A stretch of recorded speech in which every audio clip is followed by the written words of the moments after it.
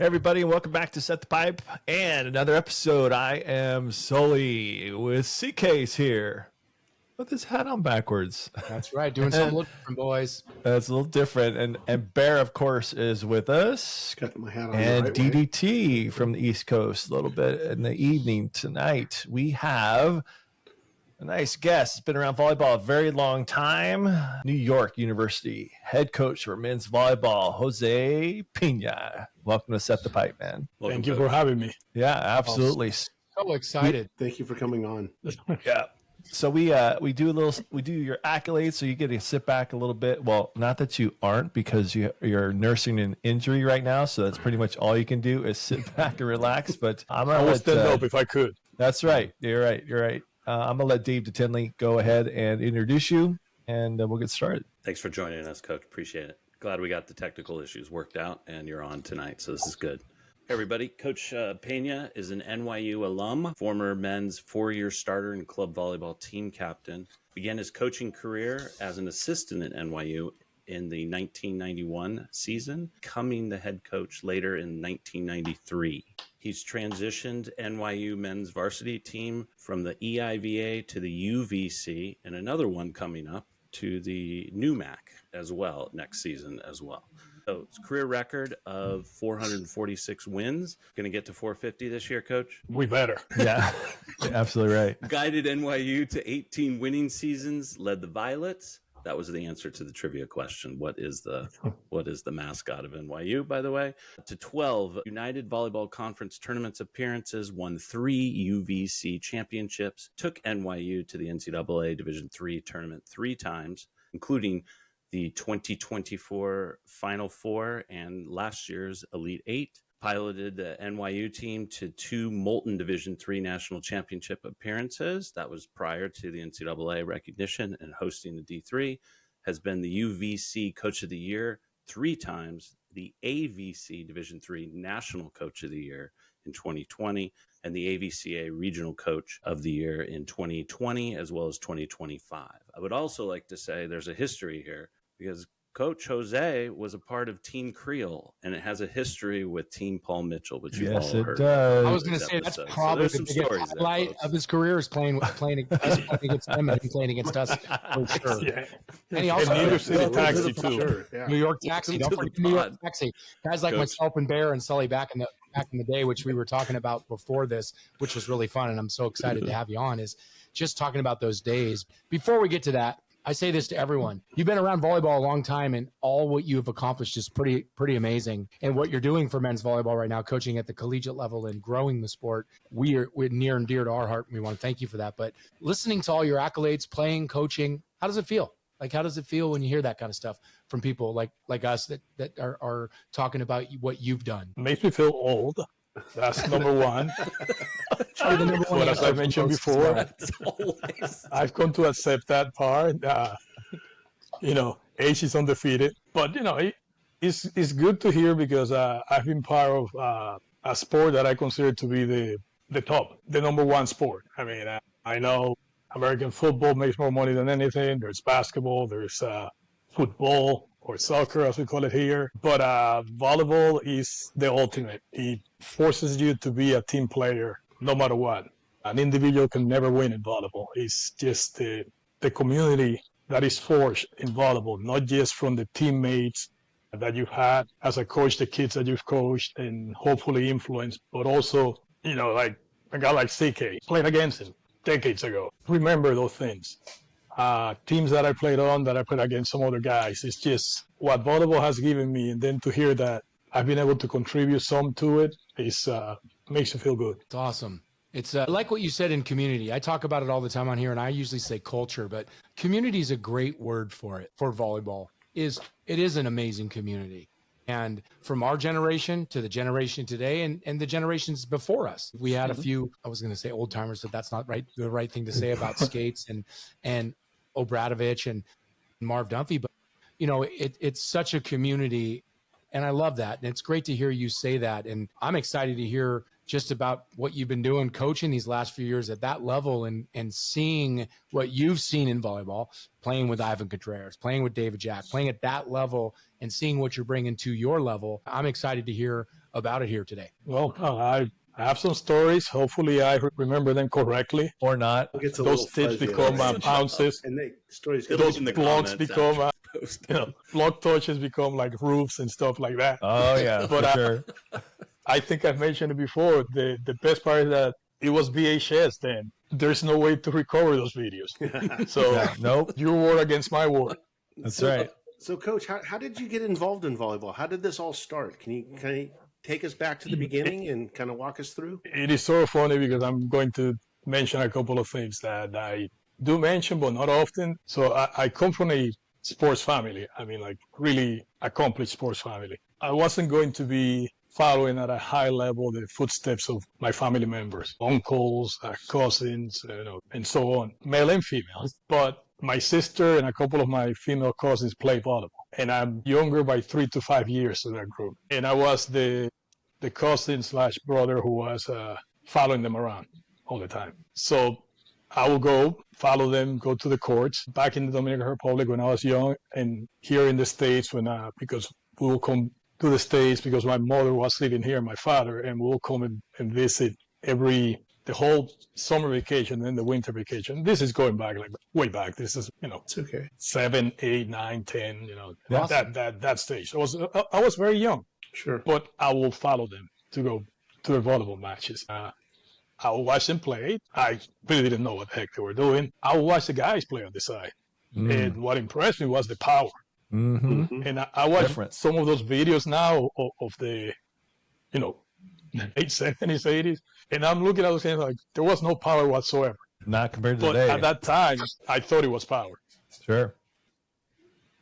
It was. Also, let's set it straight. It was power back then because that was very different of a game to just continue to go. And I mean, nowadays it's a joke, but they're also stronger and bigger and faster, and that's why. But, Exactly. So don't sell yourself short. It was power. It was power. And I said that it's there's so many things what you mentioned. They're bigger. The dietary needs of the guys and the gals are met better now than at that time. But the whole thing is that I was intrigued. I liked it. I liked the culture, the community that it formed. I will play around, then I will go play some baseball and play some soccer and, just be a menace. But I will always come back to volleyball. And then when I got to be like 12, 13, I started getting more serious, more reps. And I was athletic. I'm 6 and a smidgen, but I was always a very high jumper. And, I will play, got to play. Developed some ball control, decided, okay, I really like this better than baseball or other sports. And what was not to like about volleyball? Pretty much that's it. It was like falling in love with a sport that had that community, that culture, that feeling. And as I mentioned before, it's just like even the rules of the sport, you cannot be an individual. Mm-hmm. I have never seen anybody during the Sato era or even now be able to serve, 25 straight points, or that time 15 straight points. Yep. So you are forced to depend on teammates. And I love that. And, as I transition into coaching, I love imparting that onto the kids that I've coached, that this is the ultimate, the beauty of this sport. And as I've seen it progress from, what I mentioned before, offending my peers from the mythological time, that there was no power. Now I have these monsters where when I call timeout, I make them sit down because they're so big. Right. Yeah. Mm-hmm. I don't want them standing up. Yeah. The change in the game, but it's still the same. It's serve and pass. Mm-hmm. You can be the most physical guy, but when you're playing against these other physical guys, or the most physical girl, and you're playing against the other ladies, it's your technique, it's your ability to be proficient, not just the power, but also the execution of the skill. Be able to swipe some ball off the blocks, be able to hit high hands, be able to see the block late, and maybe, they tell you never to hit low seam, but maybe it open, and you can jam it down there. Mm-hmm. I just found volleyball fascinating, and that's where my love of it started really early. I mean, and then you just go back from back when you're little to just last year, you're on a 26-game match winning streak last season. Yes. That's amazing. I don't care what level you're in, boys. 26 in a row. That is amazing. Pretty magical season. Even the season before that, you made the Final Fours.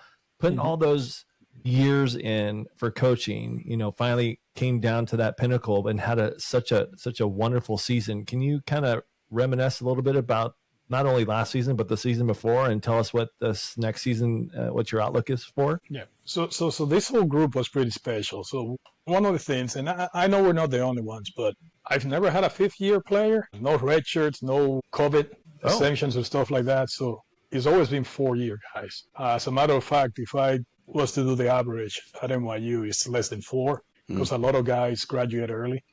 So I only have them for 3. Interesting. They come in with so many AP courses and stuff like that. Yeah. I can't even spell NYU, and because I went to Northwood, so it's really hard for me. So when you say guys graduate from NYU in 3 years, I'm like, wow, okay, awesome. Is your plan? Incredible Cole? Is that that you what you're get. saying? Yeah, I went to Northridge, but that's the kind of kids you get. That's impressive. Sorry to interrupt. It is. No, that's the case. Okay? And half the time I speak to them in Spanish because that's the only way I can match their vocabulary. Right. So, I make sure I tweak them. So why I mentioned that, I prefaced it by saying the whole thing about the 3-4 years, no COVID and stuff like that, is that class that graduated last year was the COVID recruited year. I was recruiting those guys outside on the street while we were on a lockdown. I was calling them. Sirens Crazy were going time. by New York City. And, we got commitments. And those kids came in. They were good. They were talented. I knew I had a pretty good class. But they had a group of guys who were backups the year that the Collegiate game was suspended because of COVID. And that team, I thought was going to be my championship team. They were good. They were undefeated. And then we knew that we were done. And there was a sort of a decline on our play the last week and a half of that year, but we were done. So, we were going to disband because of COVID. But that group that remained, they had been backups and they sort of had that scar of the season they thought they were going to win, suspended. Yeah. Those guys graduated, went to work, left. They remained, and then we didn't play the next year. Yeah. So those guys they sat down. They didn't get to go to the NCAAs and go far. And they then didn't play a full year. So it was I had to care a lot for those guys. Yeah. Sure. Up here. Sure. So this group over the last 2 years, it was a question of, I knew that they had the physical talent. It was in essence, getting them to know how good they were and getting all that mental scar out of there. Even for the new guys, because they were hanging around with the guys who had that scar tissue. Mm-hmm. And they came in, they had high school scar tissue from the same stuff, right? I mean, all those kids at that going through all that, everyone, all of us, but kids especially through high school and early college years. That was tough. They lost a lot of stuff for during. Yeah, that. and that's what I tell people. They lost a lot. But the best thing that happened to us 2 years ago was that we started slow. And as a coach, I'm pretty cut and dried on what's needed. And it got to the point where there was no way in heck that we were going to make the NCAA tournament as an at-large. We had to win. We had to make it to the UBC playoffs, and we had to win the championship tournament. Mm-hmm. And I told the guys, about halfway through the season, a little more than halfway through the season, let's say 60%, this is the roadmap. This is it. Non-conference games don't matter. They matter because we want to win and get the accustomed to winning, get that culture of winning there. But it's about winning the rest of the conference games so we can get a high seed, so we don't have to play as much. Mm-hmm. And hopefully we will have learned by that time, if we do our job, that you're good enough to beat these teams because you would have beaten them in the regular season. And we started to see that, like the coaching staff and also the team leaders, mm-hmm. because we were having a conversation. They were saying, like, wow, coach, sort of what you're saying is happening. But I didn't hide that from them. Before practice, I would tell them, okay, this is it. This is where it's at. You're doing your job, but we got to continue. And we achieved that. We went to the UBCs.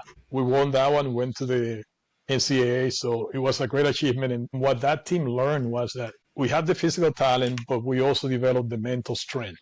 And then last year, they just continued and carried it on. And the whole year, everything is, what does it say? Hindsight is 20/20. Mm-hmm. But I thought that the team that will beat us if we lost last year had to be a physical team that had decent ball control. Right. And I flat out, Springfield, wonderful team. And I thought, okay, playing Springfield again, who we have been in the regular season, was going to be tough. Everybody should hate playing Charlie Sullivan a second or third time. Yeah. Mm-hmm. The man can create a sauce that you have no idea how it's going to taste, but it's going to taste great for his team. Yeah. Other teams in Division 3 at the apex of Division 3, Vassar, Carthage, and so on. I'm not going to say that I felt 100% confident against them, but as a coach being objective, I thought, okay, we match up pretty well with them. And if we're having a bad match, they were good enough to beat us. But if we're having a also match, we had enough physicality to still potentially get away with it. Sure. But I didn't think we could do it to Cal Lutheran or SVU. We didn't get to face SVU. Because they had similar physicality to us. Very similar teams that if you looked at them individually in tape, you could see like, oh, the pieces fit in both teams. They're pretty. So it was sort of like who was more on that day. And, we faced Cal Lutheran and they were more on than us. I look at it back, I watch that game and I'm looking at it and I'm like, I can't find it. Last year, did the streak affect the team at all, or how did you keep them out of the streak? Think about the lose the battle, it's fine. Win the war, like we're trying to get to the final. It was a point by point type of mentality in the team. We were very good about it. I've always had a saying as a coach. I don't know. I don't think I had as a player. Maybe it was somewhere in there, but it is always about us. It is always about you. A guy like CK wouldn't be like what he was as a player unless he thought he could work on that guy and operate on him and be able to get around him or block him or what have you, or funnel him to the defense. Yeah. So when I say that it's always about us, not about them, is you got to take care of you, your side, your own. Yeah, your side of the net. That was the mindset of the team. It was about us. If they score, well, they got to serve now. So it's about us executing. So it was never that mindset. So even last year, even in game 4 against Cal Luth, when they were up, I think it was like 22-20. We had a serve receive, and a guy hit it high up the hands, and the libero, wonderful libero, got the dig, and they got a set. I think they hit it out on that one because I think we were up to 22-21. Then I think they scored the next 3. It was like, even in that play, it was like, Arlero told me, like, what I told was like, okay, we're going to dig it now, and we're going to get the point. So even inside of a point, it was next play, because it was about us. He hit it high hands, we got to dig. Good play both ways. Right. Let's try to make a good play because it's about us, and let's try to take a good swing. So that's sort of my mindset. It's about us. That's a great way to teach. It's a great way. We talked about it briefly. We don't need to go down a rabbit hole of the baseball, but I think baseball's as good as you get at that. Like, if you don't forget, you're never going to get a hit. Guys go 0 for 15, and then they come up and hit a home run, and all you care about is the home run, right? So, but you're focusing on the next point, the next play, or the next pitch. So for you to teach that to your guys is obviously a testament to you and your program. That's why you're winning. But to be able to have that mindset and you're really good, it's hard when you're really good and you don't have that mindset, because then you get beat, then you struggle, and then then you're just in a place where you're like, wow, I thought they were going to be really good, and they're not, right? But they really are that good, but they're not that good.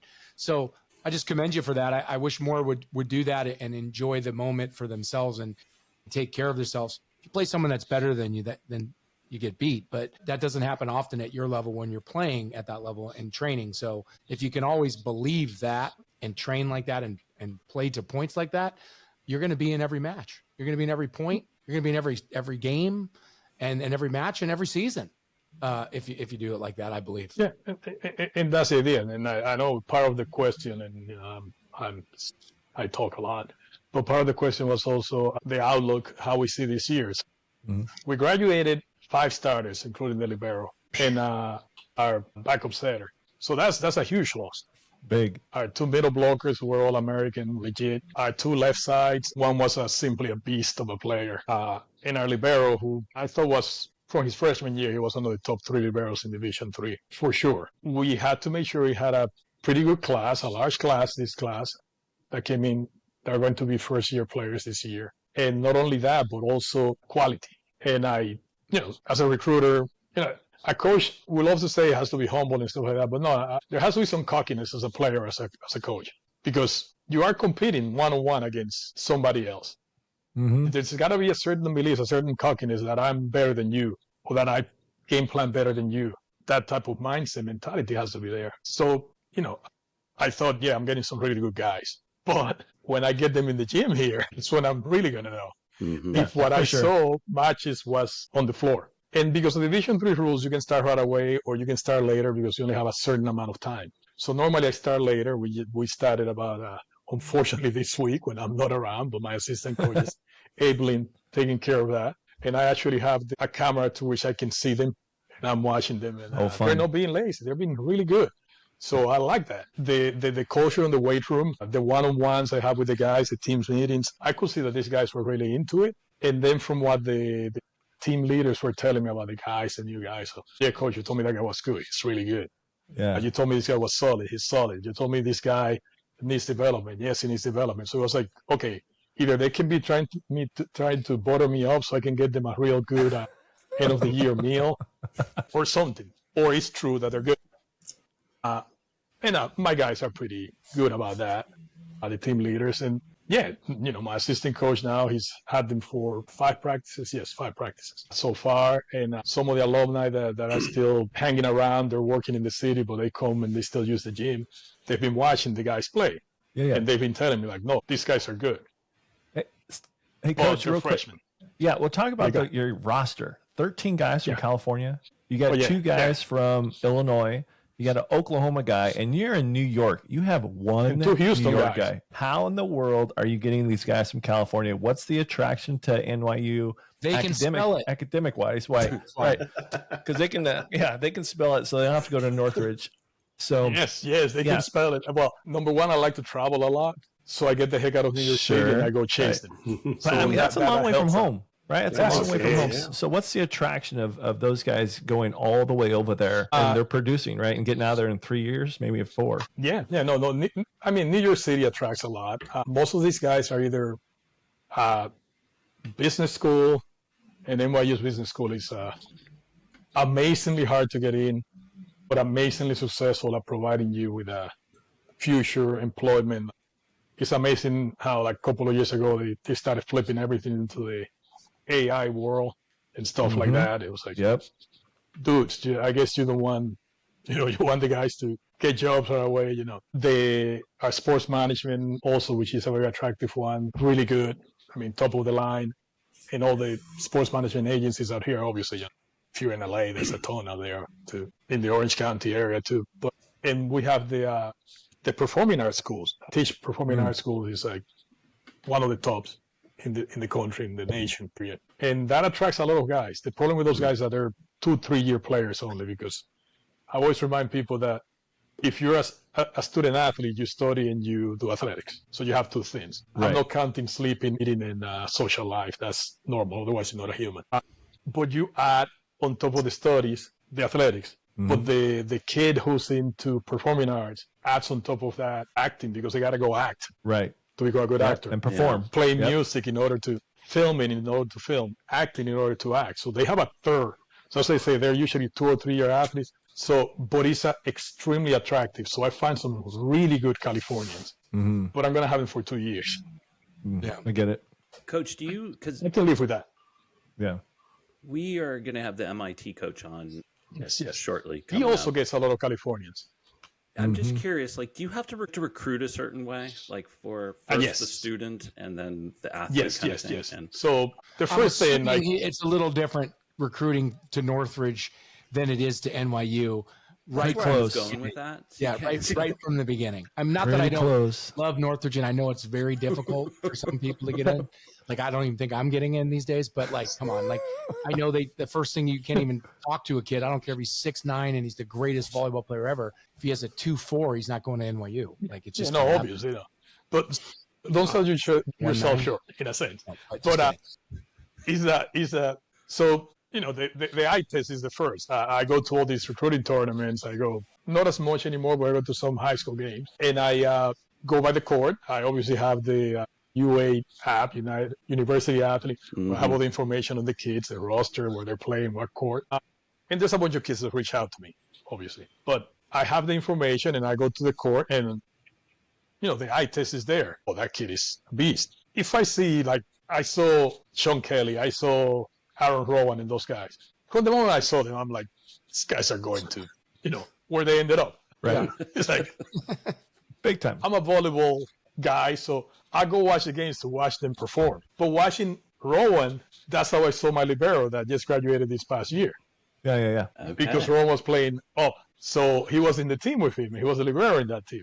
And I was like, this kid is great. So I asked the coaching staff, is this kid, does he have grades? Yes, he has grades. You think he'll take a chance on the East Coast? We don't know. His parents are here. And they said, his dad actually played at Rutgers Newark in like way back in time in the, I think it was. So it was like, oh, okay, there's an in there. And we started speaking, and yes, it's okay he'll be interested in the East Coast, and he wants to study business. Then the follow-up, and this goes to you, to Sora, you alluded to, CK, how are his grades? Because that's where everything's going good, the eye test, everything's great. Now, potential, roadblock, grades. They told me the grades. I was like, this is a done deal. If he decides to apply, he has the grades. So we have to go through that. And it is really good in the sense that it narrows my recruiting pool, so I don't have to be chasing as many people. And again, like the bigger volleyball schools that also have great academics can recruit from a smaller pool, and then the D1s from these amazing athletes. It's a different recruiting, but other schools have to go for a large pool, distill it, and we just have a narrow pool no matter what. But the pool that we have is the same pool that MIT has to look into. Right. The two Ivies have to look into. Mm-hmm. And also Vassar and Stevens. And there's a couple of other ones, but those 6. So it's the question, are there that many players who have the grades, the ability, and the interest? And then after all of that, then after all of that, the also the financial means. Because one of the things that I always remind people is that even though these schools have great endowments, and they might call it academic scholarships, they might call it,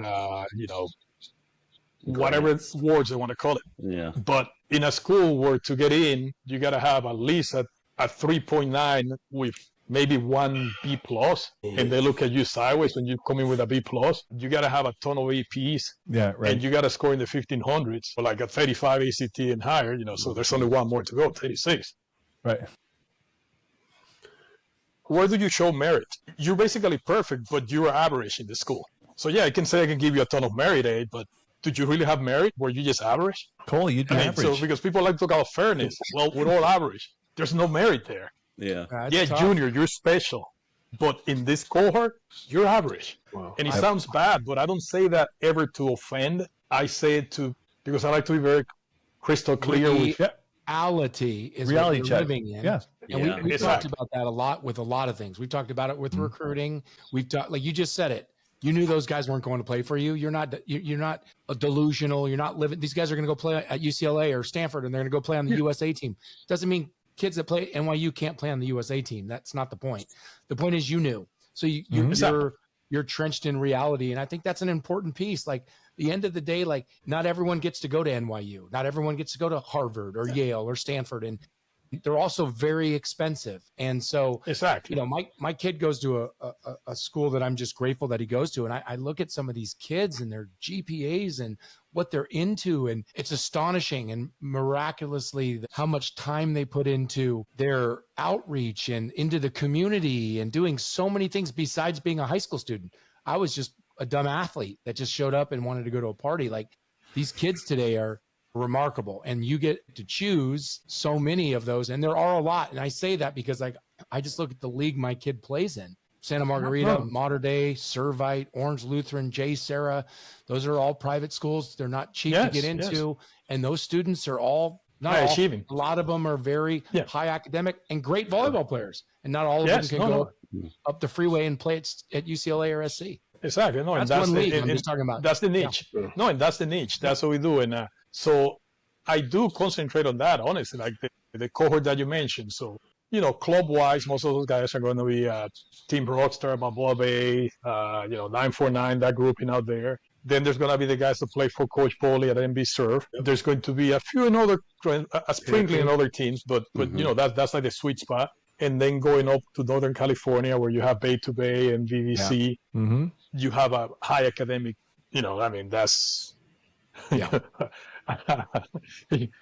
that's Stanford's territory in a sense. Yeah. You have that Silicon Valley grouping. Those are just high achieving kids. then the suburbs of Chicago. In New York City, it's tough to find kids once in a while, but in New York City, a lot of the volleyball players are recent ethnic kids. Mm-hmm. So they might not be well versed in English yet to achieve that part of the metrics, the mathematics. They get 800 on their SAT, but they don't score on the reading side or writing side, whatever the name is now. Yeah. So we cannot take them. Mm-hmm. I would love to take them. Yeah, but I cannot take them. So as far as New York is concerned, like once in a while I get a New York City kid, but New Jersey, central New Jersey, going towards the Princeton side and then going down towards the Philadelphia side, and also upstate New York, Rochester area. Ace Bootlegger. That's that big club. The Bootleggers kids. And Boston has been growing. I'm not going to say, I'm not predicting this, but they're somewhat similar to what I used to see in the Midwest when I was playing. They were always great players, but it was more like a physical guys, very athletic guys who were not yet that polished as far as the volleyball skill set. Right. I'm seeing that coming out of Boston a lot. Interesting. Didn't know that. That's great to hear. I mean, that absolutely talks about what we talk about, the growth of the game. I mean, we had Al on here, Skates that is, and he was talking about, even though he admitted it probably is maybe if not the one of the toughest losses of his life, losing to Penn State in the national championship in '94, he does agree that it did so many things for the sport of volleyball. For a team outside of UCLA, USC, and I think it was Pepperdine, and San Diego State. Pepperdine was the other one who won. Yeah. San Diego State won one. But other than that, it was Pep, UCLA, and SC. Only ones that won a national championship. And then Penn State did it in '94. And it just created, because I remember through my days, we're similar. We played against each other. The Illinois kids, the Wisconsin kids, Tom Sorensen, we could go down, Nygaard. I want to say Phil Etherton. I think he was from there too, but I could be wrong. Ethan he was Chicagoland, yeah. I'm pretty sure. So you look at all of those young men. Women have been playing for a long time, girls, but the growth of it in that Midwest, and for you to say that because you're on the heart of it, you're on the pulse of it. We're not. We're trying to hear that's happening in Boston. I would love to see that's big. Boston University get a program, right? They're Boston College get a program. Like, what a great area to play volleyball. And it's so cool to hear that it's exploding and getting really skilled. Well, it definitely is. And like the other one to sort of keep an eye on is it's a long area, it's a big area, but it's Orlando towards Miami. Yes. In between, not as much, but I attribute the growth to the fact that so many kids from Puerto Rico, Brazil were coming in, already had the volleyball bug in them. And, you make friends and school and whatever, what have you. A lot of the American kids started playing there with them. They're like California because of the weather. You can be on the beach. You get to the beach, you get to the sand, you can play all the time. I mean, it's just humid as hell out there. But the water is. No thanks. You get to play on the sand. They are developing. They are bringing guys. I don't know if he's been on your show or whatever, but I'm pretty sure a few of you know him, if not all of you. But he played at Pacific, and then the program was dropped after he had graduated. And lives in San Diego, coaches in San Diego for Wave. Kevin, KP. Daryl Dillmore. Oh, Daryl. He's from Orlando. And I recruited him. No kidding. But he went, and at that time, I can say, like remembering those teams, it was like Dillmore was there. He was good enough. Maybe there was one other guy, and that was it.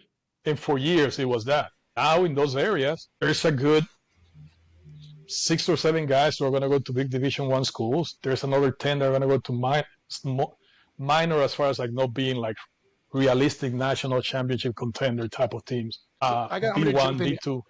I want to interrupt you, sorry, to ask you a question about what you're talking about. So you're engaged, you're talking about two huge markets in this country, from Boston to Orlando, and how it's growing. How do we as a collective and more, get more colleges at your level too, and D1, since you're a coach and you've seen it, how do we get the positive vibes that you just talked about from Boston to Orlando and the growth and the excitingness of the game and more people playing? How do we grow the men's game in the collegiate sport for all levels, in your opinion? I mean, I've always thought like what we're doing now is great and should be done more. And now we have all these platforms that can reach more people. I mean, there isn't that one network where we're going to get 21 million people viewing, but there's so many little shows that are reachable by kids one way or the other. There's going to be some adults that are going to listen to it. And little by little, it's going to grow. Like more states keep making organized voice volleyball a state sport. It has grown. It's starting to grow in the South. And I've always said that things have to grow in the South in the United States because they're rabid fans. I mean, I think a lot of the explosion of women's volleyball is because of how it grew in the South. Yeah. California is always there. Mm-hmm. And the Midwest. That's it. Yeah. But when it exploded in Texas, in Florida, northern Florida, in the Georgia, Alabama area, it just really exploded. I mean, it really just created like a tsunami. And I'm not saying that is the same for the guys, but I think the visibility started increasing as more states started making it an official sport, a state sport, opposed to just regions or areas of the state. It became more popular. My it's not a regret. I don't think I'll be around. I won't be around as a coach. But when it becomes a really, really nationwide huge sport, but I do think we're going that way. It's just it's slow, CK. It's a slow growth. It's growing in New York, though, isn't it? With like Long Island, yes. FDU, and Jersey, and all that. I mean, you're getting Long Island has always had very good volleyball. That's where I started playing my sand beach volleyball career. I was sort of a disinterested sand player. I will not lie. I like the vibe, the lifestyle, and the amazing looking humans that play volleyball. Mm-hmm. So to me, the sand volleyball was more that than anything, and a way to keep in shape when I wasn't playing indoors. Mm-hmm. But the Long Island vibe has been that. But in Long Island, it has been like sort of reversed. The indoor has picked up a lot. It's gotten pretty big. So that's like a hard place for us to recruit at NYU. So sometimes I somewhat forget about them, but it has a lot of good players. The physicality overall is not the same as in other places. It's more of a technical, a lot of beach players type. And not to take anything away from us who are not the big beasts that play now, but it's like this is a nuclear power game now. Right. Do you have much of a relationship with FDU? Like with your old coach, Carl? I do have a lot. Yeah. No, Coach Franz and I say Coach Franz was my assistant coach for 2 stints, played like at least like way more than a decade together. He trusted, confident, great friend. We've known each other for close to 3 decades now. He was my main recruiter because he's a people person. I'm not saying that I'm not. I remember him in a lot of the likes to talk to people for NYU. Yeah. Yeah. He's one guy who likes to talk to people more than I like. And to me, it was like, okay, I found one that likes it more than I do, so I'll let him do all this stuff. Great guy, great personality. One thing that he has always been able to do better than me is treat like a kid in a much better way than I. That you're not the one. This is not going to work. It takes me a little longer to get to that. Maybe I'm not gonna say too nice. I don't get to it for him, or you see a little more ability or whatever, and he's like, it's just not going to work. No, I see hope as far as what he's trying to do. I think his program has gotten better talent. He has been recruiting better talent. Kids have been buying into it. This is not a comment on anything that I know. Will the administration keep the backing going? Sure. Because that happens with young programs. I think it's there. I hope the same happens at Manhattan, which is open. It's going to be next year, the first year. Oh, good. They have a wonderful young coach. Cannot pronounce his last name, Shorten, something like that. But Chris is a wonderful guy. The guys at LIU in Brooklyn. I mean, it's in an area of Brooklyn that is like the hipster capital of New York City. Oh, okay. That's where kids want to move now, not Manhattan. Okay. And it's too expensive. Yeah, that's right. Too old school. Too many guys like me where I'm supposed to be like that. I'm supposed to be the lefty, and I will, call you a few names and send you to where. And, so Manhattan is not safe. So my fellow hipsters go to Brooklyn, and that's the area where LIU is. Interesting. New buildings, new everything. I think they're doing a pretty good job. The administration that's there. So there's 3 programs right like in a 5 square mile area, Division I, who if properly taken care of by the administration, and the coaches, I hope, stick around, because there is some to stay around. I mean, obviously, if they get offered the number one assistant coaching job in the women's side of Nebraska, get the hell out, go. Right. Yeah. Coley, But, Coley, to your point about the D1 teams, and I know you're thinking more like you're hoping more for like the Michigan to Ohio State or Florida. I'm thinking everywhere.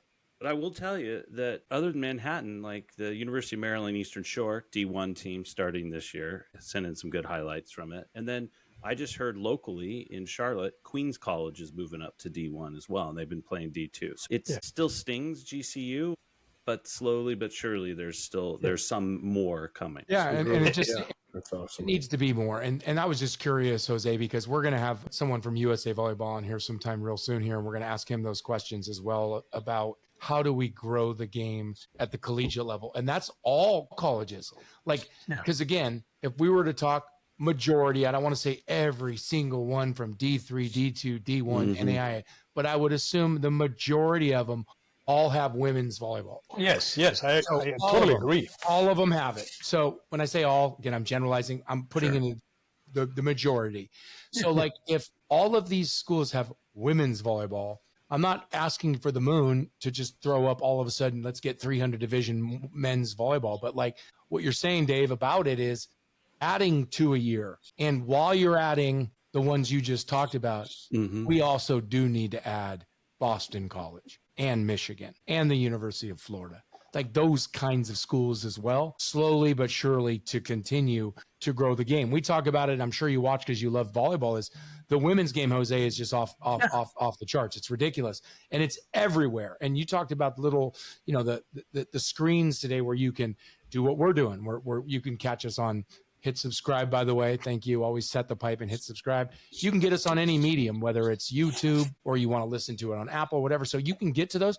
But women's volleyball right now is on NBC. It's on Fox. It's on, I mean, it's everywhere, right? It's just everywhere. And I want to see men's volleyball get to ESPN too. I want to see men's volleyball get to that. It might be another 10 or 15 years for us to get to that point where we have a men's league where we're not sending everyone overseas every single time. But it's not going to happen unless we continue to grow the game at every level. So that's why I was just curious. And I agree with you. But as I said, like we have to keep the old timers and so the youngsters have to keep the conversation going. Shows like this. There are some great advocates. One of the young guys, the head coach at Misericordia, and he sometimes does call the games for Division III and the NCAA. Coach Winger.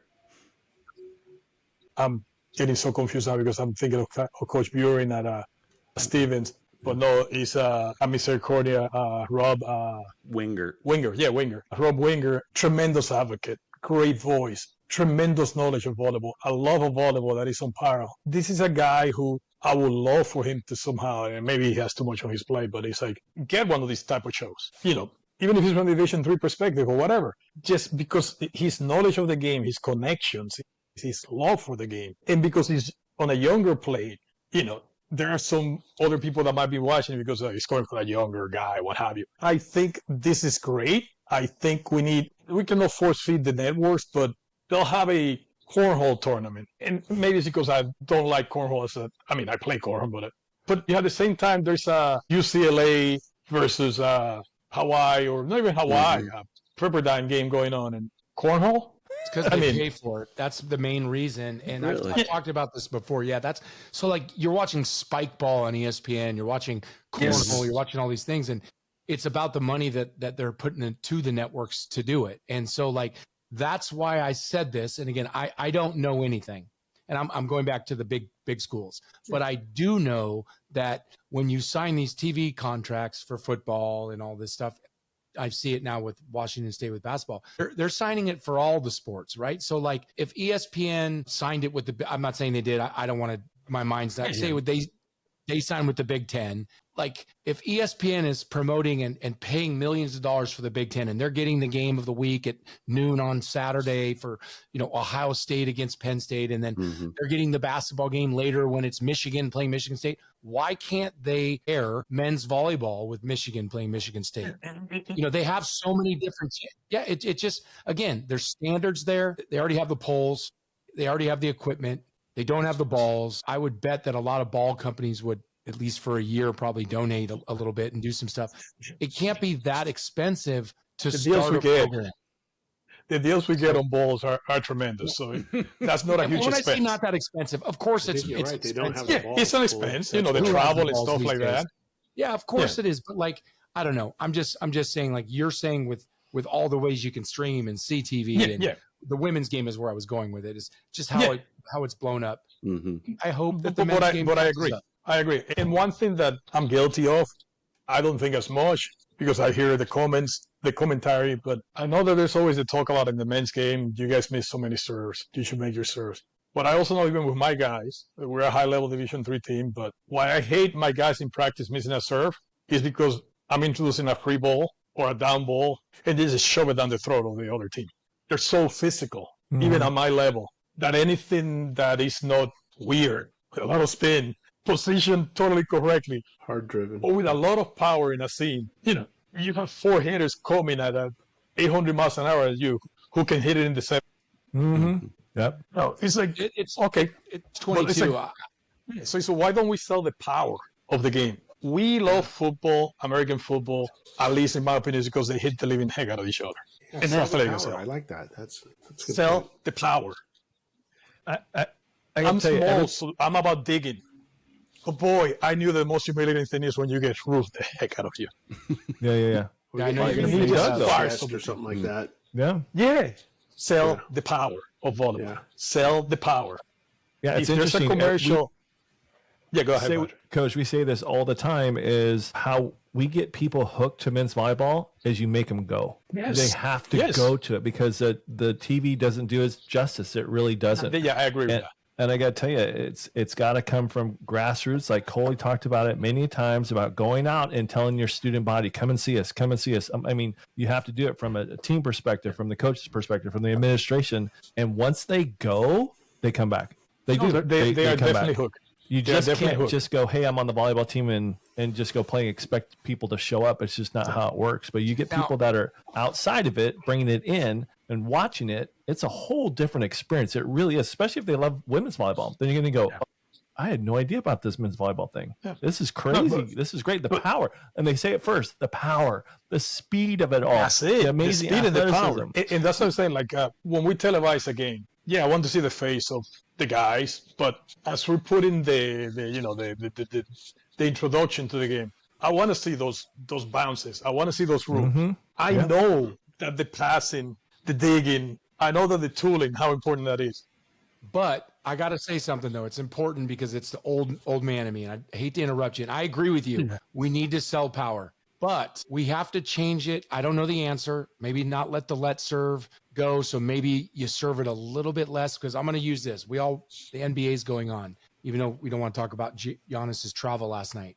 But I'm going to just equate it to this. If you're watching a basketball, I know he did it, but if you're watching a basketball game and you see someone dunk, and then the next 4 plays are travels, and the game stops, you see whistle blows, you stop, you wait, they inbound the ball, you go, it's a travel, it's a travel, it's a travel. Then it's a gnarly dunk, and you're like, woo! And then there's 3 more travels, and then there's 2 dunks and 5 travels. No one would watch that, no matter how great the dunks were. So that's where I'm at. I agree it needs to be like that. I just don't think going to a match, which I've seen where you see 6 missed serves and 8 serves, is great for people that don't know the game. We love the power. We get it. And I do agree in that part. It's not a way to sell it. And so there has to be, and I'm going to talk to Spera about this because he's just like you. He'll throw the ball up and just hit it as hard as you can. And we saw it in the Olympics. Sometimes they just don't go in. It's not great to the eye. So I think there needs to be not a lot, but a little tweak where you don't see as many missed serves. Maybe you take the 10-foot line to 12 feet. Maybe you make the net 8-3. Like, things change in the game. They move the 3-point line back. These guys that play the game, as you've called them 5 or 6 times, are absolute beasts. They're jumping. They're hitting the ball way higher than we did. They're hitting it way harder than we did. They're jumping way higher, way further. Change the game a little bit. Make it a little bit so maybe we don't see what I just mentioned. 8 travels and 3 dunks, and you're just ready to go home. Well, the good thing is, Cole, every year they change rules. Every year. and so they don't. That's They the do whole it thing. across the board, Just a tweak. right? I'm saying just a tweak because you do But- want to see. You want to But they see do it. Moni going back hitting 85 miles an hour, 90. But they do it across you the wanna see board, that. though, men's and women's. And then what they need to do is really, and I don't disagree with you at all. I think we're all in agreement that they have to get a little bit of a microscope on the men's side only.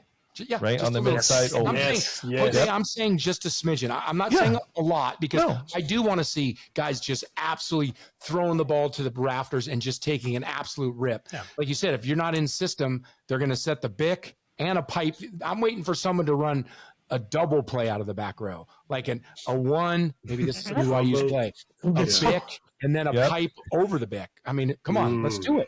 Now Yeah, we're talking. a big I over the mean- three. Big over the three. That'd be I've sick been on a beat. dreaming of the day that my hit. I'm sorry, Sully. I'm sorry to No, jump you're on good. your We're all words. excited about all these hopeful changes. What- I mean, how was because it? That's my only comment. Yeah, It's try my that at their opinion. It practice doesn't tomorrow. matter. I just think that it would be greater for the audience and for the casual fan to not see as many serves in Missed an serves. elite Yeah. men's volleyball game. NYU playing Vassar, Irvine playing UCLA. Like, it's super exciting to watch unless there's 7 missed serves in a minute and a half. You're like, Right. Jesus. when I'm you going- miss a ton of serves. They like me, like one thing that I never liked, like I play within the rules. Whatever the rule is, okay, I have to play by those rules. So, but the lead serve, I've never liked. Yeah, Like me neither. I can do without that one. But I know we'll make adjustments as coaches and as players. But I always thought, like I said this, like the ladies in the top teams, they are where they jump, where they touch, where they hit, and on a net that's about 10 inches lower, they are actually hitting higher than guys. If you Oh, put right, everything into comparison. context. Yeah, sure. But girls work so much more on serving than us. And in juniors, you see that 6'8" middle pretty much never serves because we put the libero to serve. And I'm not saying the libero shouldn't serve, but it's like, coach, if you can teach the 6'8" guy the angles that he could create, Moni. and if he starts serving when he's 13, maybe by the time he's in college, he won't be missing as many serves. Because me as a collegiate coach, I'm trying to get him to hit now, but he never served. And I don't have as much time with him. That goes back to our youth, So, Coley, that we've talked about, right? And Yep. how Yeah. they train and all that stuff as well. Play There you go, versus Bear. training. A lot of things in the training regime also bug me. And I would love to see the men's, like I said, considering the men's side only, extending our court 2 feet on both sides. But now, like I say, that the adjustment is that now these bombers are, I got 2 more feet, I can go even deeper now Okay. to try to hit the backline. Mm-hmm. But I think with a little more core, there might be a lessening of, but these guys are so talented that they're going to go for the backline. Well, and they're big, but that's the stuff like Sully just said it. And you made a great point, Sully. And that's why I do love volleyball. They do listen and they do make changes yearly to try to better the game within our whole community, not just here in the country, but in the world. They change it. They try to make it better. And I think that's great. And I don't even know the answer. For me, just as a fan, I've gotten over all the other stuff, the throws, the double hits, and all those things. I get why. And it's actually, it keeps the game going. So that's fine. The let's But serve. the miss serve is tough for me. I mean, consistent miss serves is probably the better way. It's tough for me. But that's me being old. yeah. Also, that's me being, in my 50s going like, oh, I used to go up, the hill of snow and back. Like the game's changed and I need to ways. evolve and adapt to it. And I'm trying hard, but I'm looking at it from the love of the game and to try to grow it. And I grow just it. know if Yeah. you were to go grab a bunch of people at a bar and said, hey, I want you to watch this game for 20 minutes. Just watch it. It's going to be on TV. It's UCLA SC. It's huge. And you turn it on and all they're doing is they have, you've seen those games where there's 14 missed serves. They're going to be like, what the fuck is this? Like, this doesn't look that exciting. And that's who I'm talking about, those people, to try to get them to love the game, right? Like you said, you were lucky growing up. You had your sisters and cousins where you got to follow around and see the game. If you're growing up in Orange County or Chicago or wherever, and unless you're like truly like paying attention to volleyball, you need to get hooked somehow. There's something that needs to grab you. You go with your youth team at 14 to a men's game or a women's game, or someone tells you to listen to your friend's dad who's an idiot on some podcast and you fall in love with the game. Whatever it is to get you to fall in love with it. So that's all I'm saying, is trying to help grow the masses and get them just to, because when you watch the game of men's volleyball, and like I went to the UCLA Long Beach game, this is probably for me this year was the pinnacle of me really going, holy shit, was like both of them didn't miss that many serves either. The game was, It was just, I don't even know what to say. Like, So it was physical. so physical and so strong and so powerful. Like you said, so powerful. And that's what's exciting about it, right? And so you can see the passion. I'm saying the same thing I've said. I just a little tweak, because I love the power. I love it. No, it is. And you're right. I mean, but I think we're doing the right thing to grow the sport. I think we need more advocates. What you mentioned of like trying to get more people to watch the games, but trying to get some new people to watch the game too. Like, I know the girlfriends and the friends of the girlfriends and their close friends are gonna come to my matches. I know I'm gonna get a solid 200 people outside of the family coming in. Can I get the other ones? I'm gonna get a wrestler who got concussed, who just wanders into the court. He'll come in, sit down. So it's gonna happen. And the teams, the baseball is gonna show up, the women's basketball team is gonna show up. They're gonna show up. It's there, but it's like the other students getting them in, and we work on it. We do promotions and stuff, and depending on who we're playing, we'll get them in. But it's like it's getting those fans, and it's happening. I've seen it. Like, I've been around long enough where I've seen it. I went from when we had 2 girlfriends and the 3 parents that will show up, and even my wife wouldn't show up. She said, "What am I gonna do there?" This is like, I'm not going. Fine. Well, I got to tell you, when we first started this, Coach, we were, I won't say Division I snobs. Maybe we were, but that's all. That's kind of all we knew, right? And then I brought Dave back into this, and it was really because his boys have been looking at D3 or going to D3, and all of us, I mean, Bear and CK and I were like, oh my gosh, this is a whole, not a different world. This is a whole another world for us. And so to have you on, I mean, we're just trying to grow the game, and it's funny because it is growing. The boys and the boys underneath the college right now is really growing, and for us to be an advocate for you as well. Like, I don't think when we started this in January, guys, that we would even entertain NYU coming on this thing. I mean, I never thought about it. Never thought about it. Didn't even know NYU, probably didn't even know NYU had a program. No, absolutely. You couldn't pronounce. Yeah, I mean, again. Like I said, I can't even spell it. Because I mean, with Charlie Sullivan coming on here, right? We had Charlie Sullivan coming on here. We had a D3 player, the NCAA Player of the Year, come on here, and that just would never have crossed our minds. And not that we were like, it just wasn't in our wheelhouse. It really wasn't. So I've been thrilled that you've been on here, Dave. You did a great job of bringing on Coach. I know we've clipped over an hour for sure. But we'd love to get you maybe preseason or even in the midst of your season if you've got some time to come back and talk to us. But I have one question for him, Sully, and it's about us. No, go right ahead. Yep. It's just about playing those matches back in the day about Paul Mitchell and Creole. We don't need to talk too much. We can talk about it the next time, because I do want to hear about your season. But like, you talked about fans. I mean, was our courts ever not packed around the entire court to watch those 2 teams play?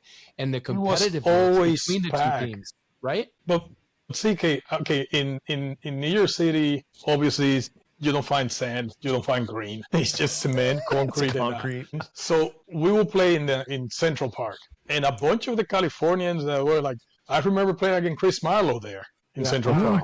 Wow. Yeah. I mean, that's how far back this goes. Awesome. Yeah. You dated yourself on that, Coach, but that's okay. Yeah. I know. But the whole thing is that we will play on concrete.